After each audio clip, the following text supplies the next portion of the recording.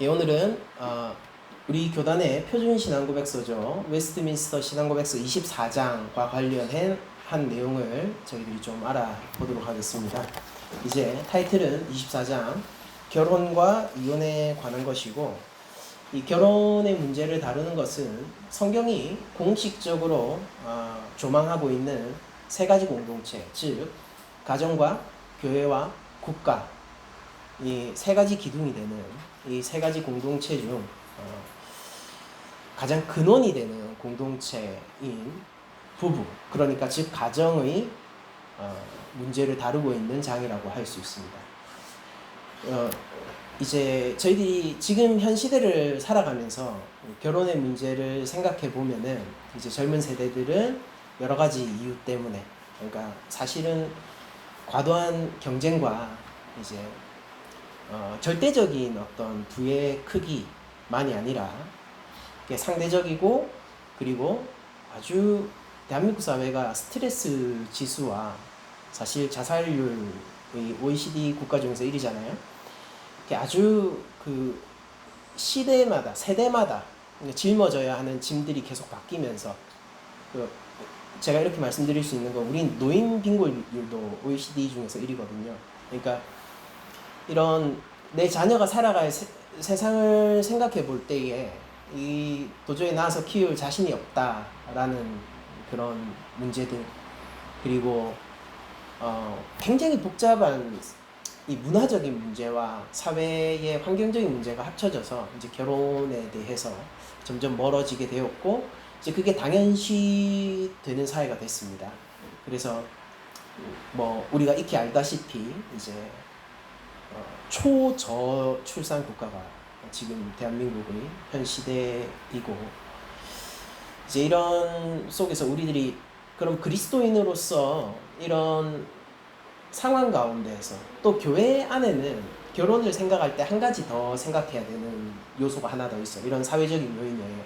교회 안에서의 어떤 환경적 요인 중에 하나가 뭐가 있냐면은, 우리 교회는 여성의 숫자가, 그러니까 여초 사회 같은 거, 여초 공동체. 그러니까 여성의 비율이 높고 남성의 비율이 낮습니다.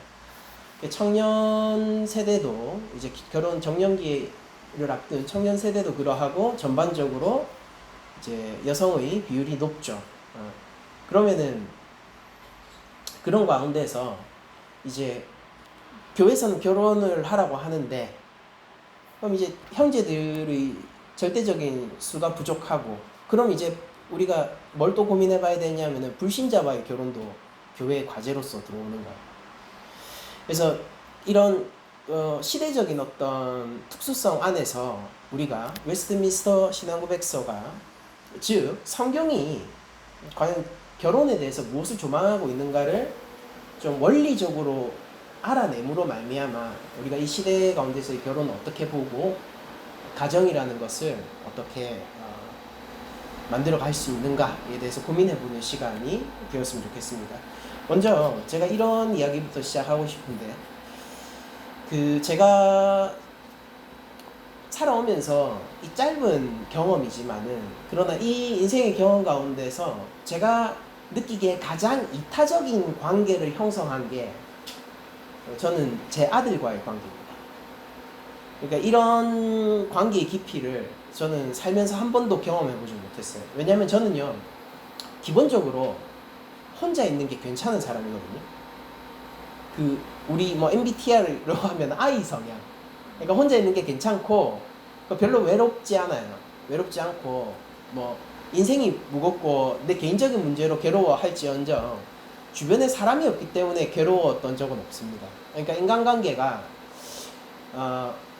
뭐 다각적이고 깊다라기보다는 좁고 피상적인, 보통 좁으면 깊어야 되잖아요. 근데 좁고 피상적인 그런 관계들을 주로 해왔던 것 같습니다. 깊은 관계가 생겼다면은 그건 저의 노력이 아니라 대부분 상대의 노력 때문에 그렇게 된 경우들이 많았던 것 같아요. 근데 제가 제 아들을 낳고 나서 세계가 바뀌었어요. 세상이 바뀌었어요.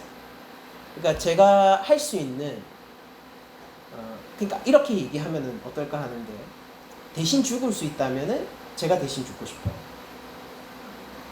그러니까 손해를 제 아들이 봐야 되는데 그걸 제가 대신 볼 수 있으면은 제가 대신 보고 싶고, 제가 대신 아플 수 있다면 제가 대신 아프기를 원하고, 이게 절체절명의 순간 제가 대신 죽어야 한다면은 제 아들을 위해서는 죽을 수 있을 것 같습니다. 그때 가서 또 어떻게 될지 모르는 나약한 인간이지만은 지금 마음만은 그렇다라는 거죠. 가장 이타적인 관계. 그러니까 제 아들을 낳고 나서 생각을 해보면은 인간 관계에 이런 깊이가 있나 라는 것을 새삼 깨닫게 되는 것 같은데, 제가 그런 부모님의 사랑을 오랜 기간 동안 받아오면서도 제가 자녀를 낳기 전까지는 그게 뭔지 잘 깨닫지 못했던 것 같습니다. 그리고 또 하나의 깊은 인간관계가 있는데, 그게 뭐냐면은 가장 이타적인 관계라기보다는 가장 투쟁적이고 가장 노력해야 하고 가장 이타적이진 않지만은 현재 제가 가지고 있는 가장 깊은 관계가 뭐냐면 제 아내와의 관계. 이게 부부 관계겠죠.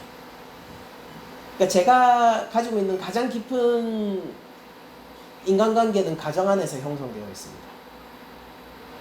노력해야 하고 투쟁적이고, 그렇기 때문에 가장 깊은 관계인 제 아내와의 관계, 그리고 저 스스로도 놀랄 정도로 나에게 이런 면이 있나 싶을 정도로, 그러니까 내 모든 것을 쏟아 부어야 하는 그런 존재로서의 제 자녀와의 관계, 이 두 가지가 지금 제가 가지고 있는 가장 깊은 인간관계입니다. 그러면서 이런 생각을 해봤어요. 뭐가 그렇게 다를까? 그러니까 같은 가정 공동체 안에서 일어나는 일인데, 제 아들을 사랑하는 것에서는 제가 별다른 노력을 기울이지 않습니다. 그냥 걔가 처음 간호사의 손에 들려서, 저희 아내가 제왕절개로 나왔거든요. 양수가 새벽에 터져가지고. 첫 수술로 나왔는데 그 새벽에 기다리다가 간호사 손에 우리 아민이가 딱 들려 나왔어요. 그때 모든 게 바뀌었습니다. 그러니까 제가 노력해야 된다거나 아니면은 내 삶의 방향성을 딱 결단해가지고, 내가 아들을 끝까지 사랑하기로 내가 결심할 거야, 그런 생각을 할 필요가 없었어요. 그냥 보는 순간 그 얼굴을 초음파로만 보다가 실제 내 눈앞에 있는 걸 보는 순간 그 생명의 경위 앞에서 저는 굴복당했습니다. 어떤 측면에서는 제 아들과의 첫 만남에서 저는 아들한테 굴복당한 존재로서 살아가고 있는 것이고, 그게 나쁘지 않아요. 근데 제 아내와의 관계는요, 이게 마치 요동치는 주가처럼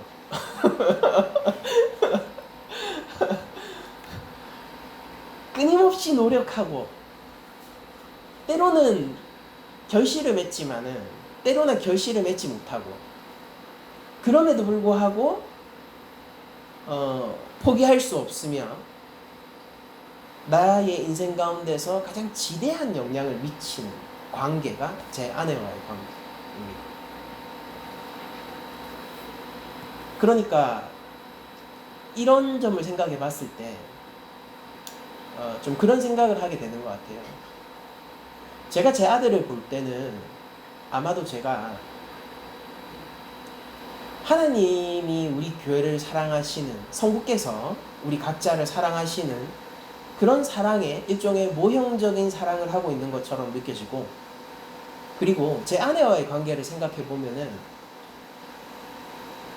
예수님이 성자께서 이 땅에 성육신 하셔서 우리 교회를 구원하시기까지의 그 사랑을 내가 이뤄 나가야 하는 그리스도의 모형적인 사랑을 제가 경험하고 있는 것 같은 생각이 듭니다. 본디 세상 모든 것이 하나님에게서 나왔죠. 관계라는 건 역시 하나님에게서 나왔습니다. 그러면은 하나님의 관계가 뭘지를 우리들이 한번 생각해 봅시다. 부부라는 게 결국 관계 문제가 아니에요. 근데 하나님이 가지고 계셨던 원래적인 관계, 죄인들의 죄악 가운데서 물들지 않는 원래적인 관계가 뭔지를 한번 생각해 보자. 그게 우리가 흔히 말하는 삼위일체적인 관계예요. 삼위일체적인 관계라는 것은 무엇이냐면은 절대적인 신뢰와 절대적인 순종으로 형성됩니다. 그러니까 우리가 막 그런 노래를 하잖아요. 뭐 이제 신과촌장의 가시나무 이런 걸 하면서 내 속엔 내가 너무 많아. 당신의 쉴 곳 없네. 이게 사실 그 하나님에 대한 신앙적 고백이죠. 이 가사가 가요의 형태로 나왔지만은. 그래서 내가 죽고 내 안에 하나님이 가득 찼으면 좋겠는데 라는 어떤 신앙적인 열정 가운데서 나온 가사인데, 삼위일체적인 관계라는 건 뭐냐면은 실제 그게 실현된 관계예요. 원래 관계라는 건 그러는 것이 완벽하게 이타적인 관계예요. 그러니까 성부께서는 성자에게 자신의 모든 심판의 권세를 부여했습니다. 그렇죠? 그러니까 성부가 이 땅 가운데 죄인을 구원하라고 자신의 독생자 하나밖에 없는 아들을 이 죄인들 가운데 주면서 이 아들에게, 독생자에게 어떤 권세를 맡겼냐면은 모든 권세를 맡겼어요. 이제 성부는 이렇게 선언한 겁니다. 저가 하는 모든 것이 곧 나의 뜻이다 라고 한 거예요.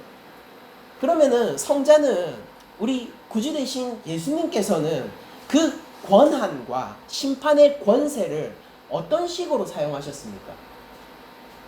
내가 아버지께서 나에게 준 자 이외에는 구원하지 않되, 그러나 아버지가 나에게 준 모든 자는 내가 찾을 것이다 라고 얘기하면서 자신의 뜻을 관철하지 않고 성부의 뜻만을 관철해요.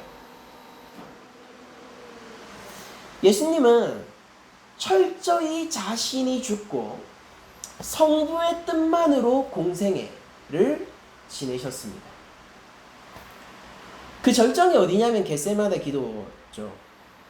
이 잔을 나에게서 돌리소서. 돌릴 수 있다면 돌려주시옵소서. 예수님이 괴로워하던 것은 자신의 손에 못 박힐 못이 두려운 것이 아니라 정말로 성부에게 버려질 거거든요. 영원한 그 삼위일체적 관계, 우리 관계 문제를 얘기하잖아요. 그 영원한 삼위일체의 관계에서 실제로 끊길 거거든요. 죄의 책을 대신해야 되니까. 우리의 대속 구주께서는, 하나님의 어린 양은 정말로 성부에 의해서 짓밟힐 거거든요. 죽음을 당할 거란 말입니다. 예수님은 일시적으로 성부를 잃어버리게 될 거예요. 그게 가능한가? 그게 성부의 뜻이었어요. 그 괴로움 가운데서 이 잔을 돌리소서라고 얘기하지만은 모든 심판의 권세를 가지고 계신 그 예수님은 나의 뜻대로 하지 말고 아버지의 뜻대로 하시옵소서라고 기도를 마칩니다. 이 관계, 한번 생각해 보세요. 이건 어떤 관계일까? 성령께서는요, 그리스도의 영이라고 불려요. 그러니까 이상하죠? 분명히 성령 하나님과 예수님은 삼위 가운데서 또 다른 위격으로 독립된 퍼스널리티, 인격이십니다. 그런데 왜 그분을 그리스도의 영이라고 부를까요? 잘 생각해 봅시다. 여러분들, 성령의 표징이 뭘까요? 내가 성령을 받았다라는 가장 큰 표징이 뭘까요? 성령 체험을 한 거예요? No, 아니에요. 예수님을 믿게 된 게 가장 확실한 증거예요. 성경은 그것을 고백합니다. 성령은 누구를 주장하나요? 성부와 성령으로부터 보냄받은, 이제 성자께서는 성부로부터 보내심을 받았고, 우리가 신학적으로는 뭐 성령께서는 성부와 성자로부터 발출되어, 이런 표현을 쓰는데, 이제 여러분들 뭐 그렇게 막 디테일하게 막 얘기할 건 없고, 성부와 성령의 그 권세 아래서 자신의 일을 하러 온 것이 아니라 성부께서 계획하고 성자께서 완성하신 그 구원의 일을 각 사람에게 적용하러 오신 게 성령님이에요. 여러분들이 성령님을 만났다는 가장 확실한 증거가 있다면은 그건 내가 예수님을 나의 구주로 믿고 있다라는 사실이 여러분들한테 확증되어 있으면은 성령님이 여러분과 함께 하시고 계신 겁니다. 왜냐면 그분은 자신을 드러내기보다 성자만을 주장하며 자신에게로 우리를 이끄는 것이 아니라 예수님에게로 우리를 이끄시는 분이시기 때문입니다. 성부와 성자와 성령의 이 관계는 무엇일까요? 그러면은 어떤 관계 속에서 그들은 하나로 되어 있나요? 삼위, 이신하, 일체, 본질상 모두 하나님이신 그분들. 이것이 원래 관계였습니다. 그럼 우리가 조금 더 확장해서 자, 이제 이 땅 가운데 하나님의 형상이 창조되었습니다. 그들은 신격을 가지고 있지 않고 그들은 피조물입니다. 그러나 다른 피조물과는 다르게 하나님의 형상으로 창조되어 하나님과 함께 관계하고 하나님과 함께 살아가는 에덴 동산의 백성으로서 아담과 하와가 이 땅 가운데 서게 돼요. 아담과 하와는 하나님과 어떤 관계를 맺고 있었을까요? 그들이 실패했다는 사실은 우리들이 너무 잘 알죠. 관계를 깼어요. 좋아요. 근데 이걸 생각해 보자고요. 하나님은 그들에게 어떤 수준의 관계성을 요구했을까요? 그게 하나님이 현재도 우리에게 요구하시는 관계성입니다. 하나님은 아담과 하와에게 어떤 수준의 관계성을 요구했을까요? 그러니까 하나님을 어떻게 대하는 아담과 하와가 여러분들 머릿속에 그려지나요? 아담과 하와는 절대적인 신뢰와 절대적인 의존과 하나님에 대한 우리가 신명기에 그러잖아요. 마음과 뜻과 그 생명을 다해서 하나님을 사랑하라고. 그러니까 너의 전인적인 힘을 다해서 사랑하라는 관용구입니다.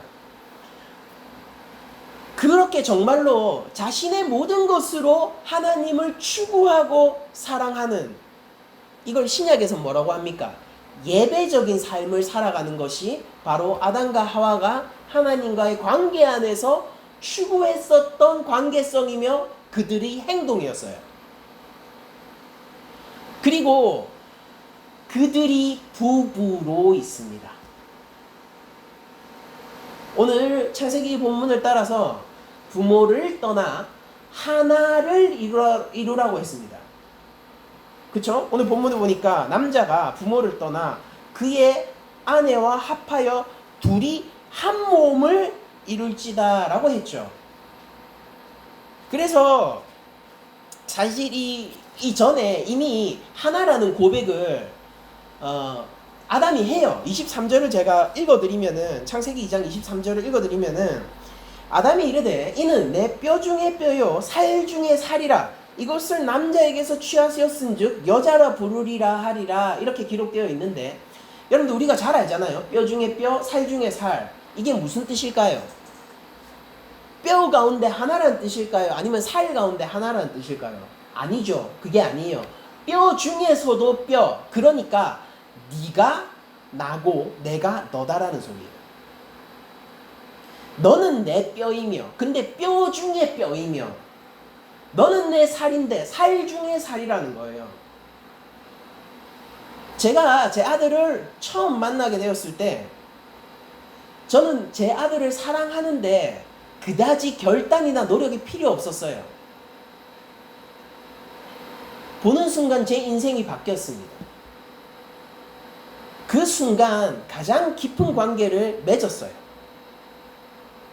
계속 지속될 것을 저는 의심치 않습니다. 제가 잘은 모르지만은 아담이 하와를 처음 봤을 때 그런 경험은 한 것은 아닐까라는 상상을 해보기는 해요. 그리고 그것이 본디 부부 관계의 본령이다라는 생각을 하게 됩니다. 성부께서 성자를 사랑하시듯 성자께서 성부에게 의존하시듯 성부와 성자께서 성령을 신뢰하시듯 성령의 모든 능력이 성부와 성자를 위해서 나오듯 남편과 아내는 서로를 깊이 사랑하며 깊이 신뢰하고 하나 되는 것이 본래 부부를 세우신 하나님의 목적이라는 것. 낭만이라는 말로 이런 성경적인 결혼관을 멀리 내팽겨치는 시대 가운데서 우리들이 살고 있습니다. 낭만, 로맨스가 밥 먹여죠. 여러분들 근데 이거는 낭만도 아니고 로맨스도 아니며 세상의 근본 원리입니다. 그러니까 이대로 하면은 좋아지는 거예요. 원리란 그런 거니까요. 중력을 이기려고 하면은 많은 힘이 들죠. 왜냐하면 중력은 이 중력은 정말로 그냥 원래 있는 힘의 기전이잖아요. 중력을 거스르려면 우리가 에너지가 필요하고 힘이 들어요. 왜? 세상이 원래 그런 거니까. 근데 중력에 기대면은 별 힘이 들지 않습니다. 스카이다이빙 하는 사람들이 등에 로켓 달고 타요? 아니에요. 그냥 떨어질 뿐이죠. 왜냐하면 중력에 몸을 맡기는 거예요. 그러나 비행기가 이륙하려면요, 말할 수 없는 파워와 힘이 필요합니다. 원리니까. 부부가 하나됨을 추구하고 서로 하나가 되어야 된다는 이 명령은 하나님이 하나님의 형상들을 서로 만들어서 공동체를 만들게 하고 그 중에서도 가장 근원이 되는 가정, 부부가 되게 하실 때 원래 그래야 하는 원리로 세워놓으신 거예요. 우리가 여기서부터 시작할 거예요. 자, 남편과 아내는요, 삼위일체적인 관계를 맺는 겁니다. 그러니까 성부와 성자와 성령께서 가지고 계신 그 신적인 관계성을 추구하는 게 뭐예요? 부부관계라는 거예요. 이건 어떻습니까? 축복이면서 동시에 의무인 거예요. 원래 그런 겁니다. 그러고 우리는 왜 도덕적으로 살아야 됩니까? 원래 그런 거예요. 하나님 명령하셔서. 우리가 하나님의 형상으로서 만들어진 이상 원래 그런 거죠. 부부로 하나님이 하나 되라고 세우신 이상 원래 그런 거예요. 그러면서 우리가 요거를 한번 그 1항부터 살펴보도록 하겠습니다. 1항에 24장의 1항에 이렇게 기록되어 있죠. 결혼은 한 남자와 한 여자 사이에서 이루어져야 한다. 어떠한 남자이든 한 명 이상의 아내를 두는 것은 정당하지 않으며 또한 어떠한 여자이든 한 명 이상의 남편을 동시에 두는 것은 정당하지 않다. 일부 일처의 원리를 성경은 고수하고 있습니다. 어떤 사람들은 이렇게 얘기해요. 근데 족장들은 첩이 있었고 아내가 둘이었지 않습니까? 라고 얘기를 합니다. 여러분들 창세기를 다시 보세요. 창세기는 그것을 죄라고 지적하고 있어요. 사라 이외에 다른 여인에게서 나오실 씨를 하나님이 한 번이라도 주신 적이 있습니까? 아브라함이 사라 이외에 다른 여자를 취했었던 이유가 뭡니까? 하나님을 신뢰했기 때문이에요? 아니에요. 하나님을 신뢰하지 않았고 죄를 지었기 때문에 그렇습니다. 성경에 어떤 사건이 기록되어 있다고 해서 그것이 모두 긍정되는 게 아닙니다. 성경은 죄악의 기록을 담고 있기 때문이고 족장 시대에 한 아내 이외에 많은 아내를 두는 것은 죄악입니다. 왕이 없던 시절 이제 출애굽 백성된 이스라엘에게 하나님이 왕정 시대를 예고하시면서 왕에 대한 윤리를 그들이 광야를 떠돌 때 주셨는데, 그 원리가 뭐냐면은 많은 아내를 두지 말 것이에요. 율법은 어떤 길에 있어서의 최소한을 얘기하는 거고, 많은 아내를 두지 않아야 하는 길의 최극단은 무엇이냐면은, 그러니까 원래 하나님이 죄악을 제어하는 정도가 아니라 선을 선용하시려는 그 극단으로 가게 되면은 한 여인, 한 남편, 일부 일처제가 기본적인 원리라는 거예요. 예수님은 신부된 교회 이외에 다른 아내를 취하지 않으며, 우리도 예수님 이외에 다른 신랑은 없습니다.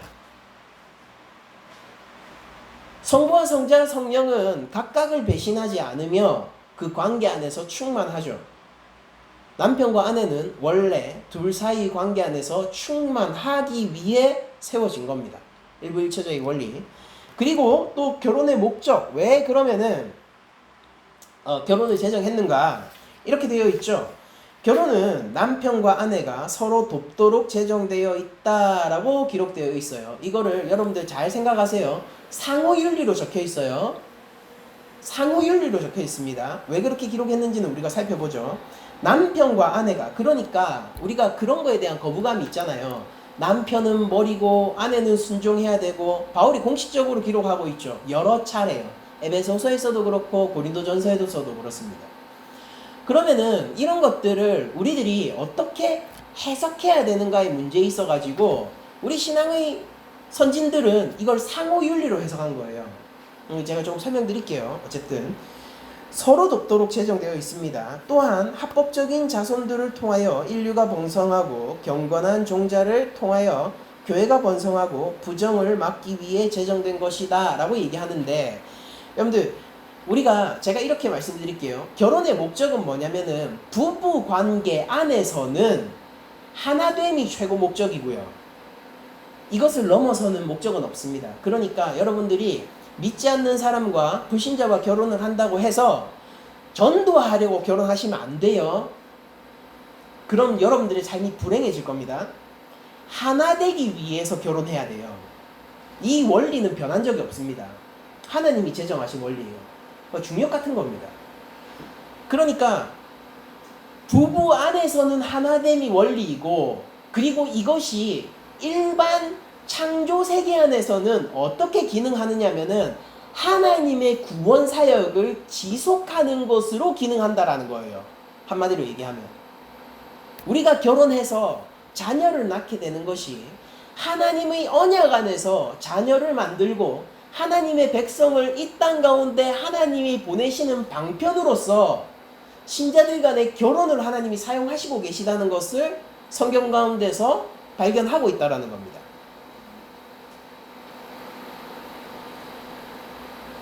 구약의 세계 가운데서 이스라엘이라는 민족적인 개념이 중요했었던 이유는 그들이 아브라함의 자손이었기 때문이 아니고요.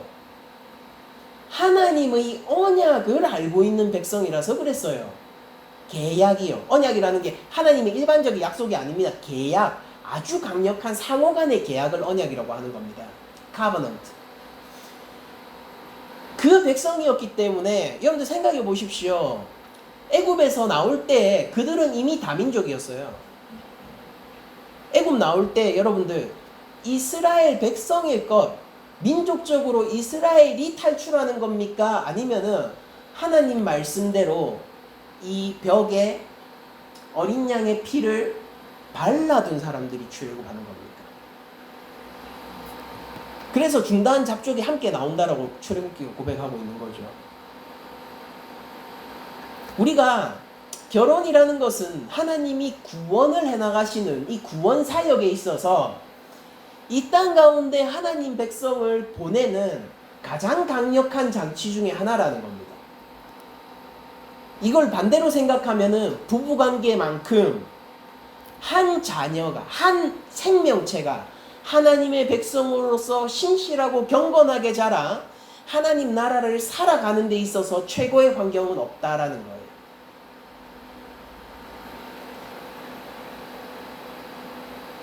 그리고 이 부부는 여러 가지 우리가 오늘날은 대한공동체, 대한가정의 형태들을 바라보게 되는데 어쨌든 성경이 고백하고 있는 것은 남자와 여자로 이루어진 가정을 얘기하고 있는 것이에요. 자, 그러면은 여기서 우리들을 오랫동안 괴롭히는 문제죠. 이 돕도록의 문제를 한번 좀 살펴보도록 하면은 에베소서에서 이렇게 고백하고 있습니다. 5장 31절. 그러므로 사람이 부모를 떠나 그의 아내와 합하여 그 둘이 한 육체가 될지니 이 비밀이 크도다. 그러니까 부부의 윤리를 얘기했어요. 하나가 돼야 돼. 한 육체가 돼야 돼. 창세기를 인용하면서 그런 얘기를 했습니다. 그러면서 이 비밀이 크도다. 이게 비밀이랍니다. 이게 뭐가 비밀이에요? 다 얘기했잖아요. 심지어 앞에서 쭉 얘기했어요. 그래놓고 이 비밀이 크대요. 왜 비밀이 큰가? 나는 그리스도와 교회에 대하여 말하노라. 그러니까 남편과 아내의 관계라는 것이 무엇을 근원으로 하고 있냐면은 그리스도와 교회의 관계를 근원으로 하고 있다는 겁니다. 그러나 너희도 각각 자기 아내를 사랑하기를 자기 자신같이 하고 아내도 자기 남편을 존경하라 라고 이 5장이 맞춰지고 있거든요. 여러분들, 그래서 우리 자매님들이 오늘 본문들을 이런 것들을 경험하게 됐을 때 순간적으로 이렇게 생각하게 돼요. 기존의 가부장적인 질서를 성경은 고수하고 있고 성경은 고리타분한 이야기를 하고 있으며 남성의 힘 아래 여성을 굴복시키는 거다라고 얘기를 하고 있어요. 그러나 여러분들, 이거는 과도한 해석입니다. 성경을 볼 때 우리들이 하게 되는 가장 큰 실수가 뭐냐면은 우리에게 이미 형성되어 있는 현대적인 상식으로 본문을 그냥 쉽게 해석해버리는 거예요. 실제 본문이 그걸 얘기하고 있지 않은데도 말입니다. 그럼 실제 본문은 뭘 얘기하고 있습니까? 여러분들, 예수님이 우리의 머리가 되심이 어떤 것이죠? 여러분들, 남편이 된다는 게 어떤 걸까요? 예수님이 우리의 머리가 되시는 일이 어떤 일을 통해서 일어나는 겁니까? 복음서를 펼쳐보세요. 예수님은 무슨 일을 하십니까? 약한 자를 세우시고 아픈 자를 치료하시고 섬김을 거부하고 도리어 섬기기 위해서 오신 게 예수님이에요. 어디까지 섬기십니까? 우리의 머리 대신 우리가 순종해야 될 우리의 가부장이신 우리 구주께서 무슨 일을 하냔 말이에요. 그분이 바로입니까? 그분이 바벨론의 왕이에요? 그분은 참된 왕 중의 왕이며 그분이야말로 섬김의 왕 아닙니까? 어디까지 섬기시는 거예요? 죽기까지 우리를 사랑하시며 골고다 언덕을 마다치 않으셨고 십자가 위에서 고통받아 성부에게 버림받기를 마다치 않으셨어요. 제사장이신, 우리의 대제사장이신 그분은 스스로 제물이 되셨습니다.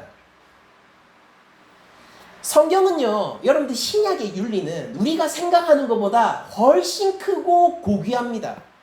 정말로 이 말로밖에 표현이 안 돼요. 성경의 윤리는요, 특히 신약의 윤리는 매우 고결합니다. 남편에게 무엇을 요구하고 있냐면은 네가 이 가정의 질서의 머리로서 그리스도적인 삶을 살아라. 누구를 사랑함으로? 아내를 사랑함으로. 여러분들, 어떤 사랑이 필요할까요?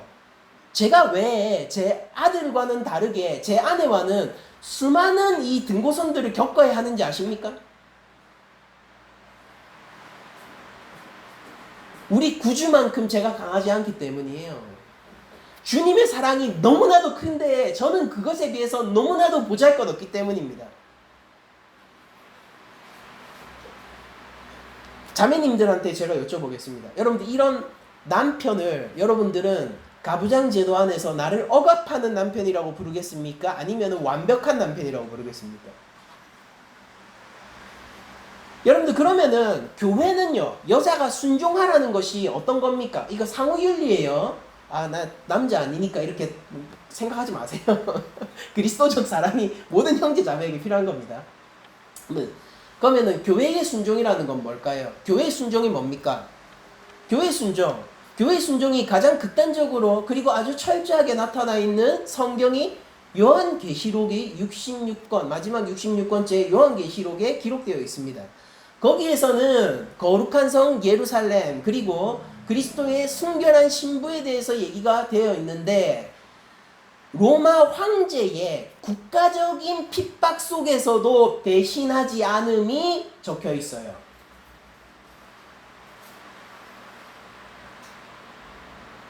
생명을 걸고 무엇을 했냐면은, 내가 구주를 나의 참된 구주로만 고백하겠다, 내가 다른 것에 눈 돌리지 않고 다른 것과 관계하지 않겠다의 순종을 가지고 있습니다.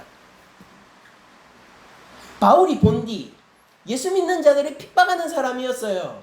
그가 그리스도의 신부가 되고 난 뒤에 그는 죽기까지, 로마에서 순교를 당하기까지 그의 모든 인생을 그리스도를 전하고 스스로는 그리스도와 하나 되는데 모든 것을 바쳤습니다. 여러분들, 우리는 이런 거를 그냥 낭만적인 사랑이라고 가볍게 생각해요. 뭐냐면은 모든 것을 바쳐서 사랑하는 그 사랑 있잖아요. 그래, 드라마에서 10부작짜리로 보는 거지. 그게 실제 가능하겠어? 여러분들, 주님께서 우리를 그렇게 사랑하셨어요. 그리고 우리 믿음의 선진들이 그 사랑으로 그리스도를 따랐습니다. 부부관계는 오호라 이 비밀이 크도다, 그리스도와 교회에 대해서 얘기하는 그 관계의 모형이에요. 어떻게 사랑해야 됩니까? 남편을 어떻게 사랑해야 하며, 남편이 어떻게 아내를 섬기듯이 아내가 남편을 섬겨야 합니까? 성경은 분명한 질서를 얘기하고 있습니다. 가정 가운데 머리가 남편이에요. 그런데 여러분들, 이 질서 가운데로 들어가는 것은 여러분들의 상상과는 다른 세계입니다. 이게 부부관계라는 거예요. 성경은 무엇이라고 얘기하냐면은, 가정생활이 힘들지. 바울도 오죽하면은 결혼 안 한 처녀들에게, 그래, 해도 되는데 안 하려면 안 해도 된다, 안 하는 것도 좋다, 왜냐면 육신은 고난이 있을 거다, 이렇게 얘기를 하거든요. 그 얼마나 심플합니까? 예? 결혼하면 힘들 거다, 이렇게 얘기하잖아요. 근데 그렇게 바울 스스로도 그래서 독신이었죠. 예수님도 독신이었어요. 그러면은 그런 속에서 근데 서로 깊이 사랑하고 서로를 깊이 신뢰하는 그 길이 인생에서 어떤 가치를 가지고 어떤 의미를 부여하게 될까요? 그런 삶을 추구하고 살아가는 사람의 삶이 정말로 의미가 없을까요? 정말로 그게 한번 살아볼 만한 삶이 아닐까요? 그 사람의 인생을 풍부하게 하고 하나님의 축복과 은혜가 넘쳐나게 하는 삶의 방식으로 우리를 이끌 힘이 없을까요? 그렇지 않단 말이에요. 그리고 이거는 어떤 거냐면은 로맨스적인 삶이 아니라 예수님이 우리를 구원하시는 그 십자가 길을 내가 이 사람과 가장 밀착해서 걷겠다라는 고백의 삶이 부부관계의 삶이라는 겁니다. 근데 많이 더우시죠? 금방 끝내겠습니다. 그래서 우리들이 성경적인 부부관을 가져야 된다라고 했을 때, 근데 정말로 간단하게 얘기하려면은 이렇게만 얘기하면 돼요. 여러분들, 서로를 깊이 사랑하면은 그게 성경적인 결혼관이에요. 다만 그 깊이 사랑을 한다는 그 사랑의 깊이가 우리의 상상을 넘어선 고결한 수준까지 닿아 있는 게 성경의 사랑의 요구입니다. 하나가 되어야 된다고요. 주께서 그렇게 자신의 생명을 내놓으셨잖아요. 우리에게도 최소한 그게 요구된다라는 소리입니다. 교회가 피 흘림의 길을 걸어왔지 않습니까? 우리 기독교 역사는 순교의 역사라면서요. 그 길이 요구되지는 거예요. 그 말은 돌려 얘기하자면은 그것만큼 가치 있는 관계라는 것이고, 그렇기 때문에 이 고난을 자초하는 이 길이 가장 아름답고 가장 가치 있고 우리로 하여금 하나님을 알게 하며 예배케 하며 우리의 삶을 더없이 축복과 풍성 가운데로 이끌 관계다라는 겁니다. 무자식이 상팔자다 이렇게 얘기하지 않습니까? 자식 낳으면은 참 진짜 공을칠거리도 많아지고 삶에서 이게 통제할 수 없는 변수가 딱 나오는 순간 여러분들 진짜 머리가 아픕니다. 그러면 저도 그래요. 그러니까 제 아들을 낳고 나서 삶이 복잡해졌고 제가 학교에 안 줘도 되는 짐을 너무 많이 지고 있어요. 근데 여러분들 제가 이 관계로 들어온 거를 제가 후회할까요? 아니요. 저는 두 번 다시 제 아들이 잃고 싶지 않아요. 그 전으로 돌아가기 싫어요. 결혼 관계로 들어간다는 것은 여러분들의 많은 희생과 깊은 사랑과 자기 부정을 요구합니다. 그러나 그게 우리가 서로 독려하고 가볼 만한 길이야 라고 얘기할 수 없는 길일까요? 반대예요. 그렇기 때문에 그 정도 가치가 있는 길이기 때문에 그 값을 요구하는 것이고, 그 인간관계의 깊이는 심리학적으로도 우리 삶을 행복하게 만든답니다. 심리학에서 인간의 행복을 잴 수 있는 척도 중에 하나가 뭐냐면, 가장 강력한 척도가 뭐냐면 깊은 인간관계입니다. 그렇게 우리는 결혼을 통하여서 서로를 깊이 사랑하고 하나 되는 것을 목적으로 하여 이 세상 가운데서는 하나님의 구속사에 기여하는 일을 하게 되는 게 결혼이에요. 그리고 독신도 주의 영광을 위해서 산다면은 결혼한 것과 동일한 가치를 가진 고귀한 삶입니다. 왜냐? 남녀가 서로 간에 남편과 아내로서 하나 되는 것처럼 교회가 예수님과 하나 되는 것은 동일한 원리 가운데 동일하게 삶을 풍성케 하기 때문이에요. 오히려 더 근원적인 관계로 나아가는 것이죠. 그러므로 여러분들 가운데 독신으로 살아가게 되는 분들이 있다면은 이 자신의 삶을 결혼의 관계 가운데 들어와 있는 삶처럼 감사와 기쁨과 신중하게 다루는 형태의 삶을 살아가십시오. 우리에게 남편이 없는 것이 아닙니다. 우리가 교회라면은 우리의 신랑은 언제나 우리와 함께 계십니다. 다만 우리에게는 그 모형적인 원리를 전해주는 인간관계가 없을 뿐, 이제 그리스도 안에서 그리스도와 직접적으로 하나됨의 관계를 추구할 수 있으므로 결혼에 대해서 배우고 있지만은 여러분들 독신 가운데 있다 하더라도 그 관계를 결코 소홀히 하지 마십시오. 그리고 비참해지지도 마세요. 아름다운 인생입니다. 비참한 인생은 단 하나 패턴만 있을 뿐이에요. 하나님이 없는 삶. 그 인생이 비참한 거예요. 근데 하나님과 함께하는 삶이 왜 아름답지 않겠습니까? 그래서 교회 안에서 우리가 결혼을 축복하고 결혼을 권장하되, 그러나 독신의 삶 역시 공식적으로 선언하고 축복의 삶이라는 것을 인식하는 그런 교회가 되기를 원합니다. 자, 이제 빠르게 가보도록 할게요. 그러면은 이거 하고 나면은, 여기까지 하고 나면 우리가 쉽게 알 수 있어요. 불신결혼 금지라고 되어 있죠. 결혼에 응할 수 있는 분별력을 가진 사람이면 누구나 결혼할 수 있다. 그러나 그리스도인들은 오직 주 안에서만 결혼해야 할 의무가 있다. 왜냐면은 이 나의 결혼이라는 게 곧 뭡니까? 하나님 구속 사역의 연장선 위에 있는 거니까. 맞죠?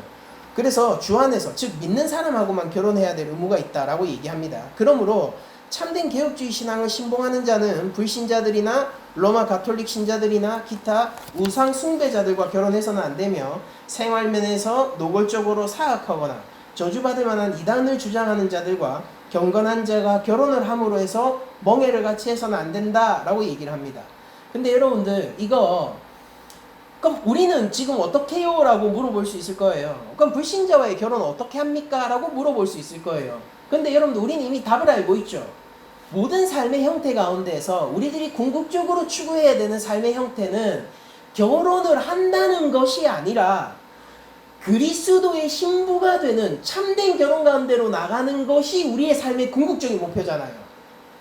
그 목표점과 실제 그 삶 안에서 모든 형태들은 긍정돼요.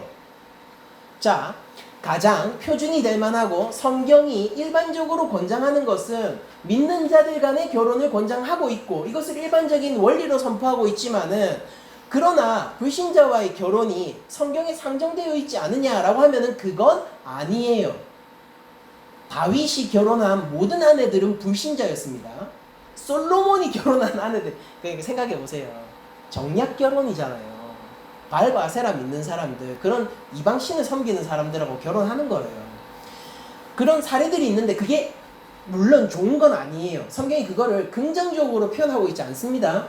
그럼에도 불구하고 바울은 이런 얘기를 해요. 고린도전서 7장 14절 믿지 아니하는 남편이 아내로 말미암아 거룩하게 되고 믿지 아니하는 아내가 남편으로 말미암아 거룩하게 되나니 그렇지 아니하면 너희 자녀도 깨끗하지 못하리라. 그러나 이제 거룩하니라. 선언한단 말이에요. 그러나 이제 거룩하니라. 너희 자녀 거룩하다. 왜? 부모 중에 한 사람이 믿으니까 거룩하다. 어떻게 그럴 수 있어요? 뭐냐면은 너의 긍정이 배우자의 부정보다 더 중요하니까. 불신자와 결혼한다는 것은요, 그 사람 불신자의 인생 가운데서 가장 중요한 기회를 제공한다는 뜻이기도 해요. 하나님의 자녀를 가장 지근거리에서 섬길 수 있는 기회가 주어지는 겁니다. 그래서 바울이 이렇게 얘기하는 거예요. 혹 믿지 아니하는 자가 갈리거든 갈리게 하라. 형제나 자매나 이런 일에 구애될 것이 없느니라. 그러나 하나님은 화평 중에 너를 부르셨느니라. 아내된 자여 네가 남편을 구원하는지 어찌 알 수 있으며 남편된 자여 네가 네 아내를 구원하는지 어찌 알 수 있으리요? 라고 얘기를 해요. 구약에서 이방 족속과 결혼하는 게 왜 금지됐냐면은 네가 여호와를 떠날까봐 라고 기록되어 있어요. 왜냐면 부부는 하나 되는 관계인데 그 하나됨이 불신자에게로의 하나됨이 되면은 어떻게 되는 겁니까? 그러면은 하나님을 떠나게 될 거잖아요. 그것 때문에 하지 말라 그랬는데 신약에서는 바울이 이렇게 얘기하는 거예요. 불신자와의 결혼함이 저 사람이 나에게로 하나됨이 되면은 그러면은 구원이 가정 가운데 임할지 하나님의 구원 계획 가운데 있을지 어찌 아냐. 그러니까 긍정된다라고 얘기를 하는 거예요. 그러니까 우리가 기준을 잡자고요. 무엇을 해야 되냐면은 결혼을 바라보는 시작 가운데서 우리에게 가장 중요한 시각은 뭐냐면은 우리가 상대를 긍정하고 상대를 깊이 신뢰하고 사랑하며 죄인을 사랑하신 예수님처럼 이 부족하고 못난 나의 배우자를 끝까지 사랑하기로 그리고 그런 척 하는 거예요. 그냥 그렇게 선언하는 겁니다. 선언하고 가는 거예요. 그냥 저는 제 아내가 제일 예뻐요. 그냥 제일 사랑스럽고 다른 사람은 사랑할 가치가 없어요. 그냥 그렇게 선언하는 겁니다. 그러고 가는 거. 흉내라도 그렇게 내보는 거예요. 우리가 주님이 우리 교회를 사랑하신 것처럼 그 사랑을 우리가 예수님에게로 보낼 수 있다면은 궁극적으로 예수님에게로 보낼 수 있다면은 불신자와의 결혼을 두려워할 일 없어요. 다만 더 많은 고통이 따를 겁니다. 믿는 자와의 결혼 가운데서도 우리가 길을 잃을 일이 없어요. 독신의 삶 가운데서도 길을 잃을 일이 없습니다. 우리가 웨스트민스터 신앙고백서 24장만 놓고 보면은 꼭 결혼 안 하면은 비성경적이다 이렇게 얘기하는 것 같지만은 이것을 기록하게 되는 근본 원리는 뭐냐면은 그리스도 안에서 삶을 살아가라. 그리스도와 하나 되는 제자로서의 삶, 하나님 백성으로서의 삶을 살아가라. 라는 근본 원리 위에서 쓰여진 겁니다.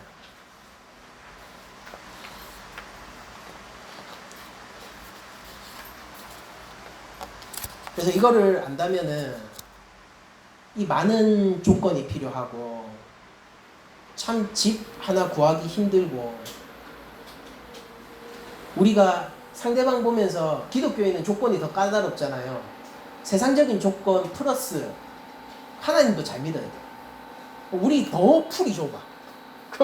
심지어 여초 공동체야. 형제들도 여러분들 형제들도 와 여초니까 우리가 이거 자매들을 마음껏 그거 아니에요. 아닙니다, 여러분들. 서로 더 힘들어요. 그럼 어떻게 되는 거예요? 여러분들 조건들이 아니에요. 조건들이 아니라 이 사람과 내가 진정으로 하나 될 수 있는가의 관점에서 상대방을 바라보면은요, 할 수 있다 싶으면 가는 겁니다. 성부가 성자를 사랑하는 것은 쉽죠. 성자께서 성령을 사랑하는 것은 쉽습니다. 그러나 성자께서 이 죄인 교회를 사랑하는 것은 어려워요. 예수님처럼 서로 사랑하십시오. 죄인인 내가 예수님처럼 죄인인 배우자를 사랑해 나가는 겁니다. 그렇게 더 깊이 사랑해 나가는 겁니다. 현실을 모르고 여러분들, 저는 매일 그 현실을 살고 있어요. 제가 보장드릴게요. 아니 세상을 모르고 그러니까 이 개척교회 목사로 그렇게 살아가고 있다고 제 아내랑. 그리고 살만하다니까요 진짜. 세상은 흔들려도 하나님은 흔들리지 않습니다. 여러분들 생각해야 될 게 많겠죠. 현실적인 판단을 보류하라는 것이 아니라 여러분들 그거보다 더 근원적이고 상위의 가치를 추구하라는 얘기입니다. 그럼 빠르게 이제부터 살펴보죠. 4항은 이제 근친에 대해서 친족 결혼을 금지하는 것, 그리고 5항은 간통과 간음에 대해서 이것이 결혼의 가장 강력한 이혼의 증거가 된다는 것. 그러니까 이게 계약인데 언약이라고 했잖아요. 그 결혼이라는 게 하나님과의 관계의 언약적 모형이니까.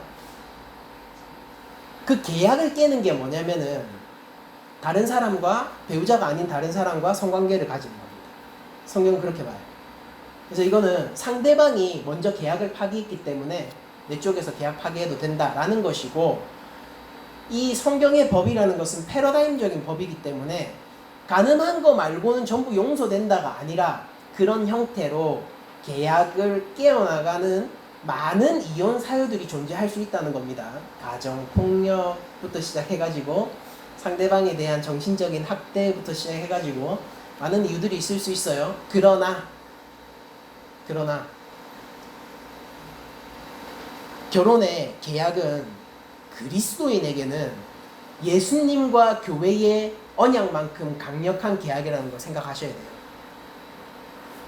이혼할 수 있지? 아니에요. 정당한 이혼이 있습니까? 정당한 이혼이 있어요. 근데 여러분들 결혼했는데 이혼할 수 있어요? 그럴 수 없어요. 그게 우리 기독교가 가지고 있는 결혼의 세계관입니다. 그렇게 해서 이혼을 보면은 6항에서 이렇게 시작하고 있죠. 인간의 마음은 부패한 까닭에, 그러니까 죄인이라서 부패한 까닭에 하나님께서 결혼을 통해서 짝지어 죽인 사람들을 갈라놓기 위하여 부당하게 이혼 사유를 캐내는 경향이 있지만은 그러니까 자기 욕심에 의해서 이혼하려고 하는 그런 일들이 있지만은 간음 또는 교회나 세상의 법률에 의해서도 결코 어떻게 할 수 없는 고의적인 별거 외에는 어떤 것도 이혼을 위한 충분한 사유가 될 수 없다라고 얘기를 하면서 간통과 간음에 대한 연장선의에서 5항을 얘기하고 있습니다. 그러면서 이혼을 할 때 공적인 법적 절차를 따라서 이혼을 해라 라고 얘기하는 게, 그러니까 함부로 이혼하지 말라라는 뜻이에요. 이게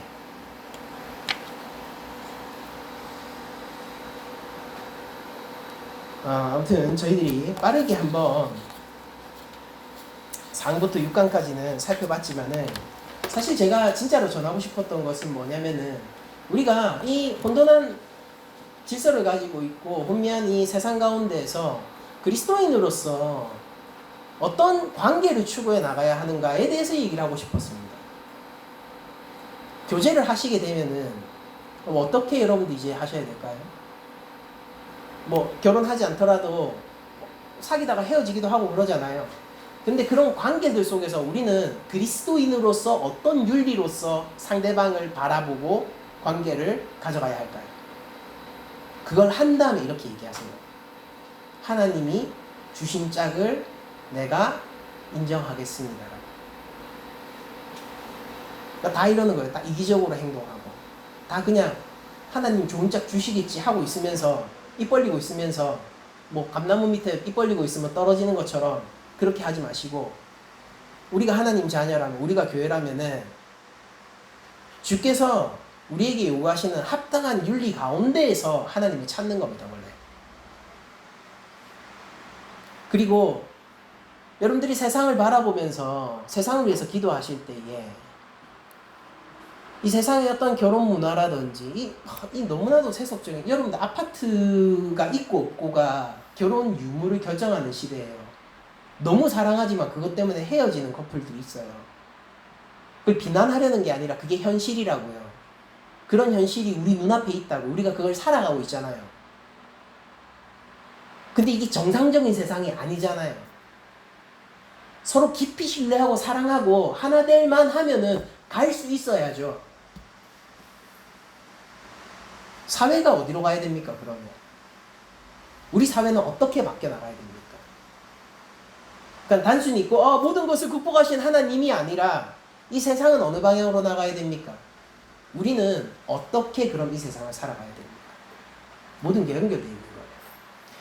그래서 여러분들 이제 말씀을 마치도록 할 텐데, 한 주간 살아가시면서 더욱더 그리스도의 신부 되기를 기도하십시오. 그리고 짝이 있으신 분들은 예수의 사랑으로 그를 섬기고 그녀를 섬기고 교회 순종으로 그에게 복종하며 그녀에게 복종하며 더 깊은 관계를 통해 주시는 하나님의 축복을 구하십시오. 그리고 진짜 하나님 형상들 간의 이웃의 관계에서도 본디 우리에게 요구되는 것은 이런 깊은 이타적이고 서로 사랑할 수 있는 관계입니다. 공동체 안에서도 한번 이 부부관계를 좀 적용해서 생각해 보시기를 권장드리고 성령님이 그 길을 열어주실 것을 믿으며 모든 말씀을 마치도록 하겠습니다.